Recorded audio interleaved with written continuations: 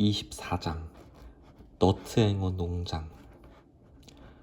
로빈은 아무 변장도 하지 않고 노팅엄으로 찾아와 하느님과 인자한 마리아에게 빌었다. 부디 무사히 마을을 빠져나가게 해달라고. 로빈 곁에 머리가 큰 수도승이 있었다. 오, 주여 도와주소서. 수도승은 첫눈에 로빈을 꿰뚫어 보았다.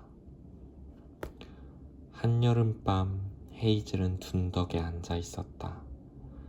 해가 진 지 5시간쯤 되었는데도 황혼역처럼 어둑어둑할 뿐이어서 잠도 오지 않고 괜히 마음이 들썩거렸다. 모든 일이 잘 되어가고 있었다. 키하르는 어제 오후에 홀리를 만나 조금 더 서쪽으로 가라고 일러주었다. 그러고는 홀리가 큰 마을을 제대로 찾아갈 거라는 확신이 들자 빽빽한 산울타리에 숨어있는 홀리를 남겨두고 돌아왔다. 앞으로 이틀만 지나면 홀리 일행은 목적지에 닿을 것이다. 비귀과 몇몇 토끼들은 홀리가 돌아올 때를 대비해서 벌써부터 굴을 넓히고 있었다. 키하르는 황조롱이와 격렬한 싸움을 벌이기도 했는데 코닛이 항구를 쩡쩡 올리고도 남을 목청으로 욕설을 마구 퍼부어댔다. 싸움은 무승부로 끝났지만 앞으로는 황조롱이도 너도밤나무 숲 근처에 함부로 얼씬되지 못할 것이다. 샌들포드 마을을 떠난 이래 이렇게 순조로운 적이 없었다. 헤이즐은 유쾌한 장난기가 발동했다. 앤본강을 건넌 뒤 혼자서 들판을 올라가다가 콩밭을 발견했던 아침과 똑같은 기분이었다. 자신감에 넘쳐서 당장이라도 모험을 떠나고 싶었다. 하지만 어떤 모험을 한다? 홀리나 실버가 돌아오면 들려줄 만한 모험. 그렇다고 그들이 거둔 성과가 빛이 바를 정도여서는 안 된다. 그렇고 말고. 하지만 그 친구들이 할 수 있는 일은 족장토끼도 할 수 있다는 것을 보여주고 싶다. 헤이즐은 그런 생각을 하면서 둔덕을 깡충깡충 뛰어내려가 풀밭에서 오이풀 냄새를 맡았다. 어떻게 하면 친구들을 기분 나쁘지 않게 살짝 놀래줄 수 있을까? 문득 이런 생각이 떠올랐다. 친구들이 돌아와서 암토끼가 있는 걸 보면 어떨까? 순간 헤이즐은 키하르가 말한 농장에 상자 속에 토끼들이 많다는 사실이 떠올랐다. 대체 어떤 토끼들일까? 상자에서 밖으로 나오는 일도 있을까? 야생 토끼를 본 적이 있을까? 키하르는 그 농장이 여기서 멀지 않은 작은 언덕에 있다고 했다. 인간이 다니지 않는 이른 아침에 가면 들키지 않을 것이다. 개는 묶여있겠지만 고양이가 돌아다닐 텐데. 하지만 탁 트인 곳에서는 고양이가 다가오는 낌새를 먼저 알아차리기만 하면 잡히지 않는다. 중요한 건 고양이가 다가오는 것을 미리 알아차리는 일이다. 재수가 아주 나쁘지만 않다면 엘릴한테 들키지 않고 산울타리를 따라 나아갈 수 있을 것이다. 하지만 거기 가서 무엇을 한단 말인가?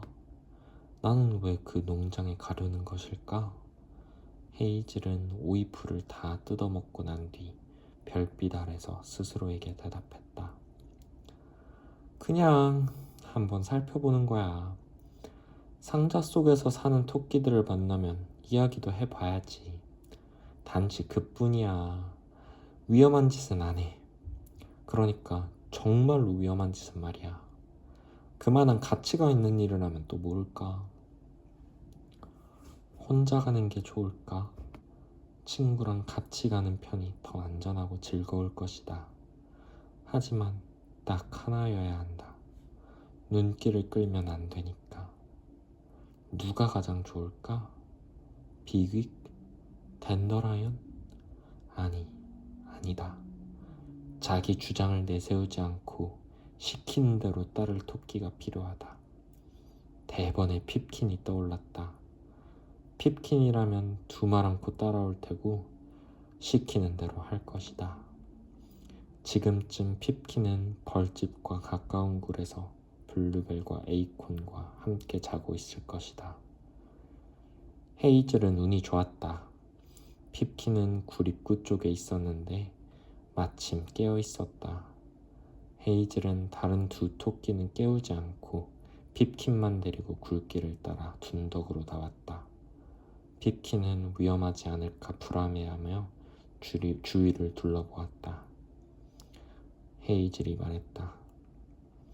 괜찮아, 흘라우루. 무서워할 거 없어. 나랑 언덕을 내려가서 키아르한테 들었던 농장에 가보자. 잠시 살펴보기만 할 거야. 헤이즐아, 농장이라니. 뭐하러? 위험하지 않을까? 개나, 고양이나. 아니, 나랑 같이 있으면 괜찮을 거야. 너하고 나만 가. 다른 토끼는 데려가기 싫어. 비밀 계획이 있거든. 남들한테 말하면 안 돼. 뭐 당분간은 말이야. 다른 토끼는 다 필요 없고 꼭 너랑 가고 싶어. 과연 이 말은 효과가 있었다. 핍킨은 두말 없이 따라 나섰다. 둘은 풀밭길을 지나 그 너머의 풀밭을 가로질러 절벽을 내려갔다. 좁은 띠 모양의 숲을 거쳐 홀리가 어둠 속에서 비극을 부르던 들판으로 나왔다. 헤이즐은 걸음을 멈추고 냄새를 맡고는 귀를 기울였다. 아직 동이 트기 전이라 올빼미가 집으로 돌아오면서 사냥할 시간이었다. 다 자란 토끼는 올빼미를 만나도 그다지 위험하지 않지만 올빼미가 있는지 신경은 쓴다. 담비나 여우가 돌아다닐지도 모르지만 고요하고 촉촉한 밤이라 헤이즐은 자신감에 가득 차서 어떤 네발 사냥꾼이 오더라도 미리 냄새를 맡고 소리도 들을 수 있을 것 같았다. 농장이 어디인지 확실히는 모르지만 들판 끝에 있는 도로를 건너야 한다는 것은 분명했다. 헤이즐이 느긋하게 출발하자 핍킨이 바짝 쫓아왔다. 둘은 홀리와 블루벨이 나타났던 산울타리를 소리 없이 빠져나간 뒤 어둠 속에서 희미하게 윙윙거리는 고압선 밑을 지나 몇 분 만에 도로에 다다랐다. 모든 일이 잘 될 것 같은 확신이 들 때가 있다. 크리켓 경기에서 멋진 활약을 펼친 타자가 나중에 회상하기를 반드시 공을 칠 수 있을 것 같은 느낌이 들었다고 하고, 강연이나 공연을 성황리에 마친 강사나 배우는 몸이 저절로 뜨는 신기한 물에서 수영하는 것처럼 관중들이 자신을 이끌어가는 느낌이 들었다고 하기도 한다. 헤이즐도 그런 기분이었다. 별이 초롱초롱 빛나고 한쪽에서는 어렴풋이 새벽이 밝아오는 고요한 여름밤이었다. 헤이즐은 무서울 게 없었고 농장쯤은 1000개라도 깡충깡충 지나갈 수 있을 것 같았다. 타르 냄새가 풍기는 도로 위쪽 둔덕에 핍킨과 나란히 앉아있을 때 맞은편 산울타리에서 어린 쥐가 쪼르르 기어나와 도로를 건너 둔덕 아래쪽에 시든 별꽃 무더기로 사라지는 것을 보고도 딱히 재수가 좋다고 생각하지 않았다. 길잡이가 나타나 농장으로 가는 길을 가르쳐 줄 거라고 확신하고 있었기 때문이다. 헤이즐이 잽싸게 둔덕을 내려가 보니 쥐는 도랑에서 킁킁 냄새를 맡고 있었다. 헤이즐이 물었다. 농장은 어디 있냐? 이 근처 작은 언덕에 없다던데? 쥐는 수염을 실룩이며 헤이즐을 빤히 쳐다보았다. 토끼한테 굳이 친절하게 대할 이유는 없었지만 헤이즐의 눈빛을 보니 예의 바르게 대답할 수밖에 없었다. 도로, 저편, 오솔길, 올라가. 하늘이 점점 밝아오고 있었다.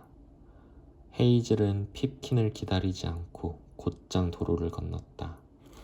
오솔길 아래쪽에 있는 산울타리에 이르렀을 무렵 핍킨이 따라왔다. 거기서 일단 걸음을 멈추고 귀를 기울이고 나서 북쪽 지평선을 향해 비탈을 올라갔다.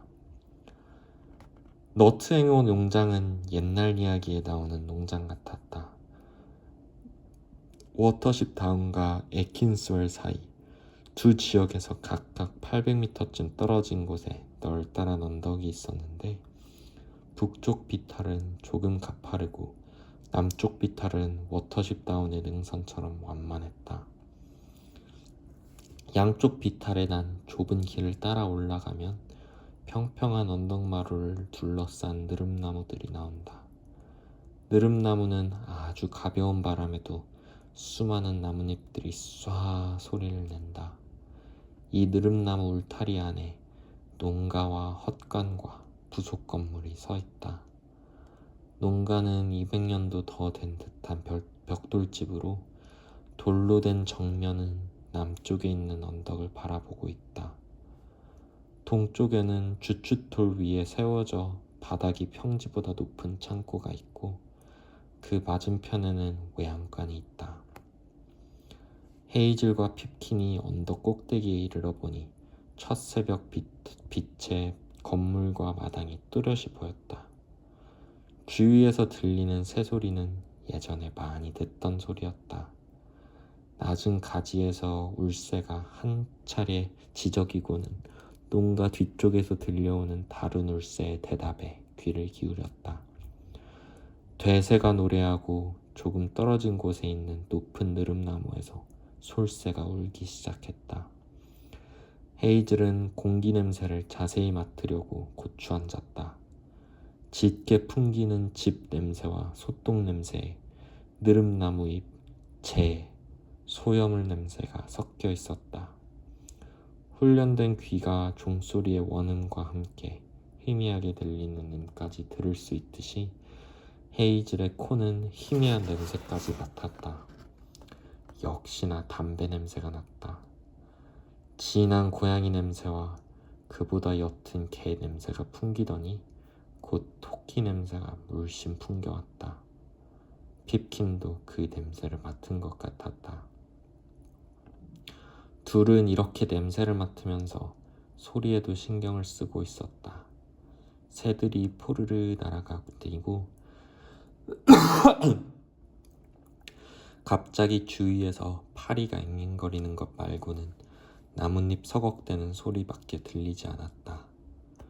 워터십 다운 북쪽 기슭은 조용했지만 이곳은 뜰에 비치는 햇살이 이슬에 더욱 반짝이듯이 팔랑거리는 수많은 느릅나무잎 때문에 남쪽에서 불어오는 산들바람이 큰 소리를 냈다. 우듬지 가지에서 들리는 소리는 꼭 거대한 뭔가가 다가오는 듯하면서도 다가오지 않는 것 같아 불안했다. 헤이즐과 핍킨은 잠시 꼼짝 않고 높은 데서 들려오는 이 요란한 소리에 귀를 기울였지만 별다른 의미는 없는 것 같았다.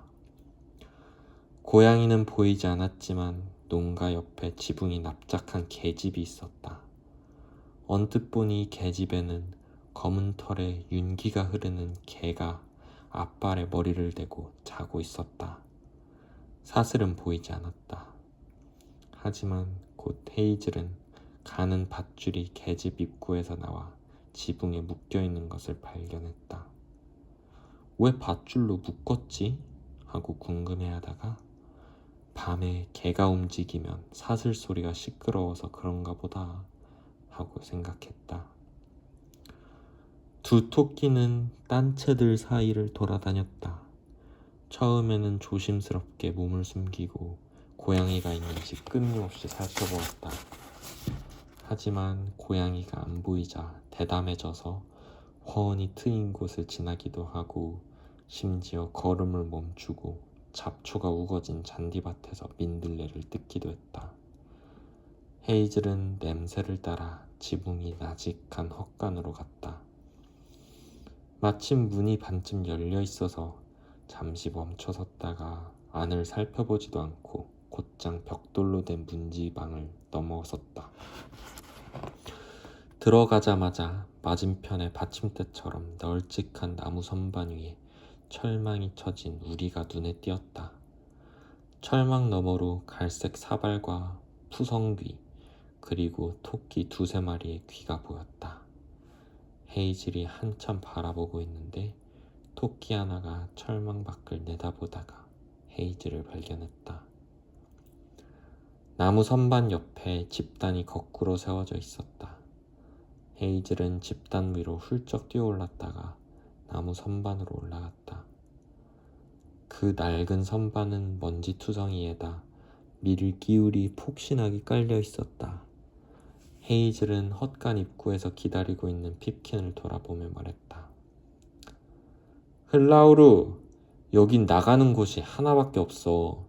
그러니까 넌 거기서 고양이가 오나 살펴봐. 안 그러면 우린 꼼짝없이 여기 갇히게 되니까. 문가에서 망을 보다가 고양이가 나타나면 곧바로 알려줘. 알았어, 헤이즐아. 지금은 고양이 없어. 헤이즐은 토끼 우리로 다가갔다. 철망이 쳐진 우리 앞쪽이 선반 가장자리로 튀어나와 있어서 그쪽으로 다가가거나 안을 들여다볼 수는 없었지만 우리 옆면 판자의 옹이 구멍으로 실룩거리는 코가 보였다. 난 헤이즐라야. 너희랑 이야기하러 왔어. 내 말 알아듣겠니? 그러자 조금은 낯설지만 충분히 알아들을 수 있는 토끼어가 들려왔다. 응, 알아들어. 난 박스우드야. 넌 어디서 왔어? 언덕에서. 나는 친구들이랑 인간이 없는 곳에서 자유롭게 살고 있어. 풀을 뜯고 햇빛을 쬐고 땅속에서 잠을 자. 너희는 모두 몇 마리야? 넷. 암토끼, 수토끼 합해서. 밖에 나가본 적 있어? 응, 가끔. 이 집 아이가 우리를 데리고 나가서 울타리 쳐진 풀밭에다 넣어줘. 우리 마을 이야기를 들려주러 왔어. 우리는 토끼가 더 필요해. 너희들이 농장에서 도망쳐 나와 우리랑 같이 살았으면 좋겠다. 박스우드가 말했다. 우리 뒤쪽에 철망으로 된 문이 있어. 그쪽으로 와. 그러면 이야기하기가 더 편할 거야. 문은 나무 틀에 철망을 단 것으로 운설주에 가죽 경첩 2개가 박혀 있고 걸쇠와 꺽쇠가 철사에 감겨 고정되어 있었다. 토끼 4마리가 문 앞으로 몰려와서 철망에 바짝 코를 들이밀었다. 로럴과 클로버라는 토끼는 털이 짧고 까만 앙고라였다. 박스우드와 그의 아내 헤이스택은 검은색과 흰색이 섞인 히말라야 종이었다. 헤이즐은 자기들이 언덕에서 어떻게 살아가는지, 야생 토끼는 어떤 짜릿함과 자유를 맛보는지 이야기해 주었다. 그리고 늘 그렇듯 솔직하게 지금 자기네 마을은 암토끼가 없어서 고민이며 암토끼를 찾으러 왔다고 털어놓았다. 하지만 너희 암토끼를 빼앗고 싶진 않아. 암토끼든 수토끼든 우리 마을에 오면 환영받을 거야. 언덕에서는 모두가 풍요롭게 지낼 수 있어. 헤이즐은 계속해서 해질 무렵과 이른 아침에 싱싱한 풀을 뜯는 기쁨을 들려주었다. 상자 토끼들은 헤이즐의 이야기가 당황스럽기도 하고 매혹적이기도 한 모양이었다. 튼튼하고 적극적인 앙고라종 암토끼인 클로버는 헤이즐의 이야기를 듣고 무척 흥분하며 토끼 마을이나 언덕에 대해 몇 가지 묻기도 했다. 상자 토끼들은 우리 속 생활이 따분하긴 하지만 안전하다고 생각하는 게 틀림없었다. 여기저기서 엘릴에 대해 꽤 많이 듣고서 야생 토끼들은 오래 살지 못한다고 굳게 믿는 것 같았다. 헤이즐은 상자 토끼들이 자기를 환영하고 즐겁게 이야기를 들어주긴 하지만 단조로운 생활만 하다가 오래간만에 설렘과 변화를 느낄 수 있어서 그럴 뿐이지 실제로 결정을 내리고 행동하는 능력은 없다는 것을 알아차렸다. 상자 토끼들은 마음을 결정할 줄도 몰랐다. 야생 토끼는 감각으로 느끼고 행동하는 것이 제2의 천성이다. 하지만 이 토끼들은 지금껏 살아남기 위해 행동하거나 먹을 것을 찾아다닌 적이 없었다. 이들을 언덕에 데려가려면 강하게 다그쳐야 한다. 헤이즐은 잠시 가만히 앉아 선반에 쏟아진 밀기우로 오물거렸다. 이윽고 헤이즐이 입을 열었다. 난 이제 친구들이 있는 언덕으로 돌아가야 해. 하지만 나중에 다시 올게. 밤에 올 텐데 그때는 농부가 하듯이 거뜬히 우리 문을 열어줄게. 맘만 먹으면 우리랑 함께 갈 수 있어. 박스우드가 뭐라고 말을 하려는데 아래쪽에 있던 핍킨이 다급히 말했다. 헤이즐, 들에 고양이가 있어. 헤이즐은 박스우드에게 말했다. 사방이 트인 곳에 있을 때는 고양이 따윈 무섭지 않아. 헤이즐은 애써 느긋한 척하며 집단으로 뛰어내렸다가 바닥으로 내려가 문 쪽으로 갔다. 핍키는 경첩 틈새로 밖을 살피고 있었다. 잔뜩 겁에 질려 있었다. 핍킨이 말했다. 냄새를 맡은 것 같아. 우리가 어디 있는지 아나 봐. 그럼 여기를 나가야지. 날 바짝 따라오다가 내가 뛰면 같이 뛰는 거야. 헤이즐은 경첩 틈새로 내다보지도 않고 반쯤 열린 문으로 가서 문지방에 멈춰섰다. 가슴과 발이 하얀 얼룩고양이가 뜰 저편에서 통나무 더미를 따라 천천히 조심스럽게 걸어오고 있었다. 고양이는 헤이즐이 문간에 나타나자 그대로 멈춰 서서 꼬리만 실룩거리며 헤이즐을 노려보았다. 헤이즐은 천천히 문지방을 넘고는 다시 멈춰섰다. 뜰에는 벌써 아침 햇살이 비스듬히 비쳐들고 1미터쯤 떨어진 똥덩이에서 파리가 맹맹대는 소리만 들릴 뿐 사방은 고요했다. 집 냄새와 흙 냄새, 산사나무 꽃 냄새가 풍겼다. 헤이즐이 고양이에게 말을 걸었다. 배고픈가 보군? 쥐들이 갈수록 똑똑해지나 보지? 고양이는 대꾸하지 않았다. 헤이즐은 햇살에 눈을 깜빡이며 앉아 있었다. 고양이는 앞발 사이로 고개를 내민 채 땅바닥에 찰싹 엎드리듯이 웅크렸다. 핍키는 바로 뒤에서 안절부절 못했다.